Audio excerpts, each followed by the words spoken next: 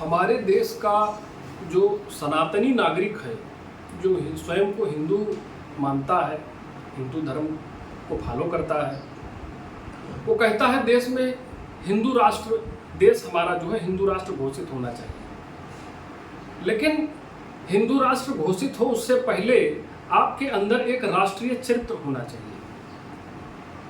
आज के 70-75 साल पहले की बात है, जब हम आप आज़ाद हुए, हमको आज़ादी मिली। आज हम लोग आज़ादी का अमृत महोत्सव मनाते हैं, बड़े हर्ष से मिठाई बांटते हैं, ध्वजारोहण होता है। लेकिन इस बात पर कभी विचार नहीं करते कि ऐसा क्या कारण था कि मुट्ठी भर अंग्रेज, मुट्ठी भर मुगल हमारी आर्यवर्ती की पवित्र धरती पर शासन कर सके। उसका मेन कारण क्या था? अगर इसकी आप समीक्षा करेंगे तो फूट डालो राज करो की नीति वो मुगलों की भी थी और अंग्रेजों की भी थी। आपके भाई को आपसे अलग कर कर उसको लाठी बना करके आपके ऊपर घातक हमला किया गया, लेकिन फिर भी आप नहीं जागे। आपकी सत्ता को धीरे धीरे एक ईस्ट इंडिया कंपनी, जो व्यापारिक कंपनी थे, यहाँ आकर के एक स्टेट बन जाती है, शासक बन जाती है। ये आपकी कमी थी, तब भी आप नहीं जागे। कहाँ था आपका राष्ट्रीय चरित्र?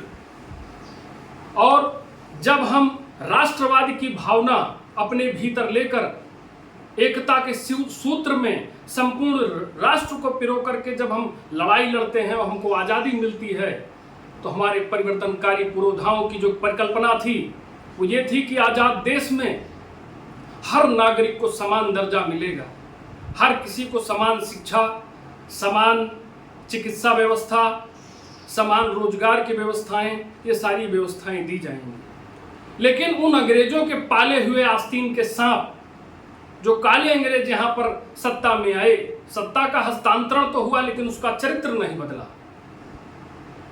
और फलस्वरूप क्या हुआ? उन्होंने भी उसी नीति को अपनाया कि कैसे इस देश को, इस समाज को भांति भांति तरीके से बांट करके हम लोग सत्ता में अपनी भागीदारी सुनिश्चित कर सकें। उदाहरण के तौर पर आज आरक्षण नीति की बात कर लीजिए।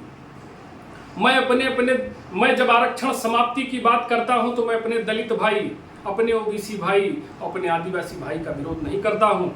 न मैं ये चाहता हूं कि वो समाज की मुख्य धारा से वंचित रहे, क्योंकि चंद मुट्ठी भर लोगों की तरक्की से भारत तरक्की नहीं करेगा।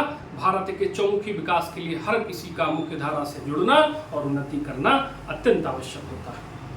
मैं आरक्षण की समाप्ति की जब मांग करता हूं, जब बात करता हूं, तो मैं चाहता हूं कि उसके विकल्प के तौर पर हर किसी को समान शिक्षा नीति के तहत समान शिक्षा उसको उपलब्ध करा दीजिए, मुफ्त उपलब्ध करा दीजिए, उच्च शिक्षा तक की व्यवस्था मुफ्त कर दीजिए, चिकित्सा व्यवस्था बेहतर कर दीजिए। आज अस्पतालों की स्थिति क्या है, सरकारी विद्यालयों की स्थिति क्या है, कॉलेजों की स्थिति क्या है, जाके देख लीजिए। कुछ बताने की जरूरत नहीं है। कितने रोजगार सृजित हो रहे हैं।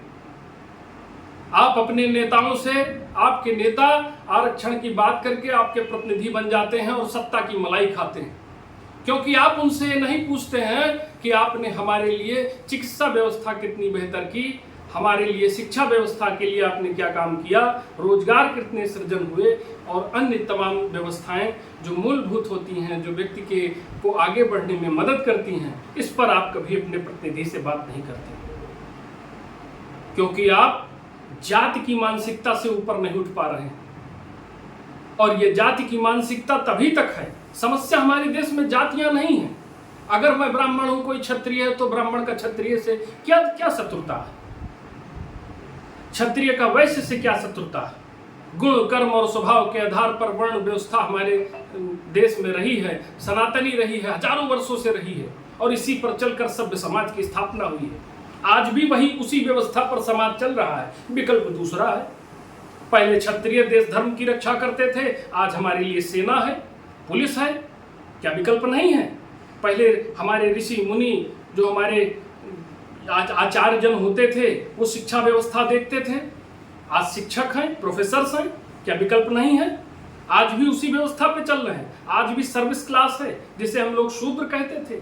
आज भी मर्चेंटाइल क्लास है, जिसको हम लोग वैश्य कहते थे। ये विभाजन नहीं है, ये समाज के गुण कर्म स्वभाव के आधार पर और मेरिट सिस्टम के आधार पर समाज का वर्गीकरण था। आज आप अपनी योग्यता के आधार पर समाज में कोई भी क्षेत्र चुन सकते हैं, उसमें आगे बढ़ सकते हैं।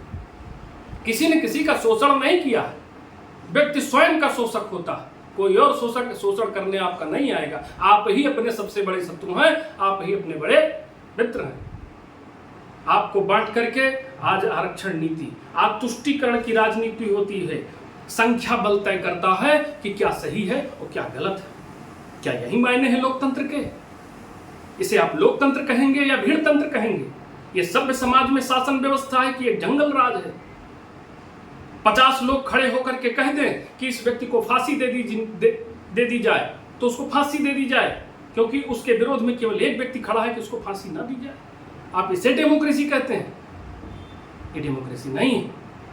आपके आपसी झगड़े में नेताओं ने आपको इस तरह उलझाया है कि फला व्यक्ति मनुवादी है, फला व्यक्ति अम्बेडकरवादी है, और सब एक दूसरे के शत्रु हैं। आप इसी में उलझे रहिए।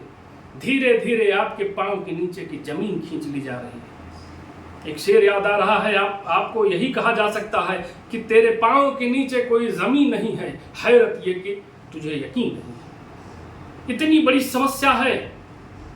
धीरे धीरे देश को राष्ट्र विरोधी शक्तियां खोखला करती जा रही हैं, दीमक की तरह, और आप स्वयं उलझे हुए हैं आपसी झगड़ों में।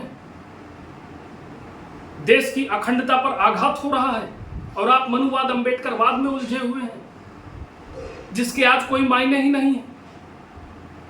हमारे परिवर्तनकारी पुरोधाओं का ये परिकल्पना था कि संविधान हो तो सबके लिए एक विधान, और यहां पर संविधान रूपी अमृत में आरक्षण का विष मिला दिया गया, भांग घोल दी गई, बंटवारा कर दिया देश का।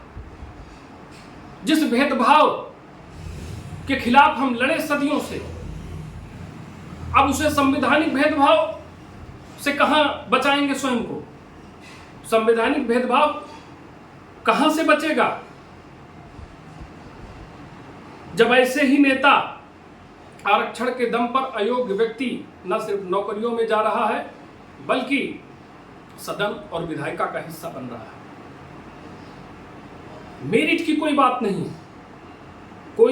किसी समाज की संख्या ज्यादा हो जाएगी तो उसके द्वारा कही हुई बात सही मान ली जाएगी। हमने लोकतंत्र को भीड़तंत्र बना दिया, और धीरे धीरे राष्ट्र विरोधी शक्तियां, हमारे देश में संविधान था, पुलिस थी, सेना थी, सन 1990 का दौर था, और 5 से 6 लाख कश्मीरी पंडितों का पलायन हुआ, उनको धार्मिक उत्पीड़न का सामना करना पड़ा। और हैरत की बात है, धार्मिक उत्पीड़न का सामना उस देश में जिसमें 80% हिंदू भाई हैं। 80% हिंदू आबादी वाले देश में कश्मीरी हिंदुओं का पलायन हुआ, क्योंकि छोटी छोटी पूजाओं में सनातन जो भाव है, छोटी छोटी पूजाओं में हम कहते हैं धर्म की विजय हो, अधर्म का नाश हो, प्राणियों में सद्भावना हो, विश्व का कल्याण हो, वसुधैव कुटुंबकम की नीति पर हम सदैव चलते आए। हम जितना सम्मान अपने मत का करते हैं, दूसरे के मत का भी उतना ही सम्मान करते हैं। हमारे यहाँ विमत को भी सहर्ष से स्वीकार करके उसका सम्मान किया जाता है। लेकिन ऐसे मतांतर, ऐसे धर्म संप्रदाय यहाँ फल फूल गए।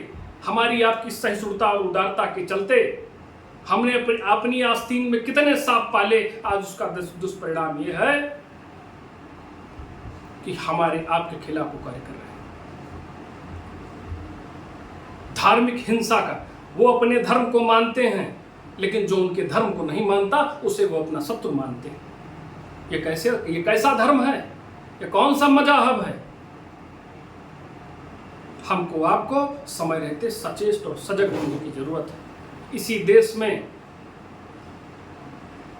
रोहिंग्याओं की घुसपैठ, मेघालय, नागालैंड, सिक्किम और तमाम, हैदराबाद में आप जाइए, साउथ में जाइए, केरल, तमाम ऐसे क्षेत्र हैं जहां पर छोटे छोटे पाकिस्तान स्थापित हो रहे हैं। छोटे छोटे पाकिस्तान स्थापित हो रहे हैं। और कौन स्थापित कर रहा है? हम आप स्थापित कर रहे हैं, क्योंकि हम अपने भाई का साथ नहीं दे रहे हैं। जहां आप संख्या में ज्यादा हैं, ये समझ जाइए, जहां आप संख्या में ज्यादा हैं वहां ये आपके साथ भाईचारे की बात करेंगे, और जहां आप संख्या में कम हो जाएंगे वहां ये आपको चारा बना लेंगे। और फिर भी आपकी आंखें नहीं खुल रही हैं।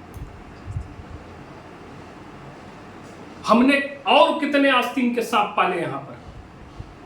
स्वयं डॉक्टर अंबेडकर ने कहा था, उनकी पुस्तक है उसको पढ़िएगा, कि इनका चरित्र, इनकी जो ब्रदरहुड है, फ्रेटर्निटी है, ये केवल अपनी कौम के लिए।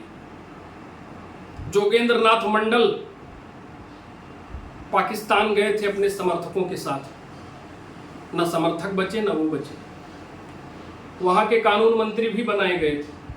उनकी घटना, उनका विषय, उनका संदर्भ आपको बहुत कुछ सिखाता है। अब भी आपकी आंखें न खुल रही हो तो बहुत चिंता का विषय है।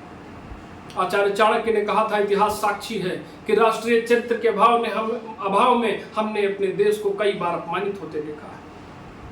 अभी हाल ही में सदन में हैदराबाद का एक बागड़ बिल्ला शपथ लेते हुए कहता है, जय फिलिस्तीन।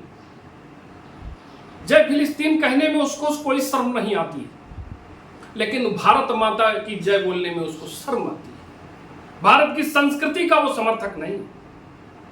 जो व्यक्ति भारत में रहकर भारत माता की जय नहीं बोल सकता है, लेकिन भारत और फिलिस्तीन जिंदाबाद बोल सकता है, फिलिस्तीन की जय बोल सकता है, कहां बोल रहा है? किसी गली चौराहे पर नहीं बोल रहा है, देश की सबसे बड़ी पंचायत का हिस्सा होकर के उस सदन में बोल रहा है।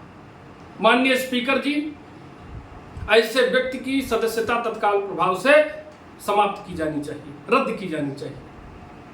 और मेरा सभी अपने हिंदू भाइयों से कटिबद्ध निवेदन है कि आपसी फूट को त्याग करके राष्ट्र की एकता, अखंडता बनाए रखने में, समरसता बनाए रखने में काम करिए, अन्यथा ये सारी राष्ट्र विरोधी शक्तियां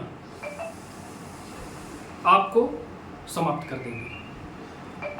अपने और अपने बच्चों के भविष्य को सुरक्षित रखें और सनातन धर्म की तरफ लौटें, वेदों की ओर चलें। जो भी भ्रांतियां हैं, जो दुष्प्रचार है जिसके आधार पर आपसी टकराव प्राय होते हैं, हम लोग इस पर समय समय पर ऐसे प्रश्नों के संतोषजनक उत्तर तथ्यों और तर्कों के आधार पर जिन प्रामाणिक स्रोतों से लेकर के आपके समक्ष लेकर आते रहेंगे। और जो हमारी क्षमता से परे होंगे वो हम अपने समाज के विद्वानों से, जगत गुरु जी हैं, शंकराचार्य जी हैं और समाज में तमाम विद्वान हैं, उनके जरिए हम आपके समक्ष उन बातों को रखेंगे। एक निवेदन है कि भारत की एकता, अखंडता, एकजुटता बनाए रखिए।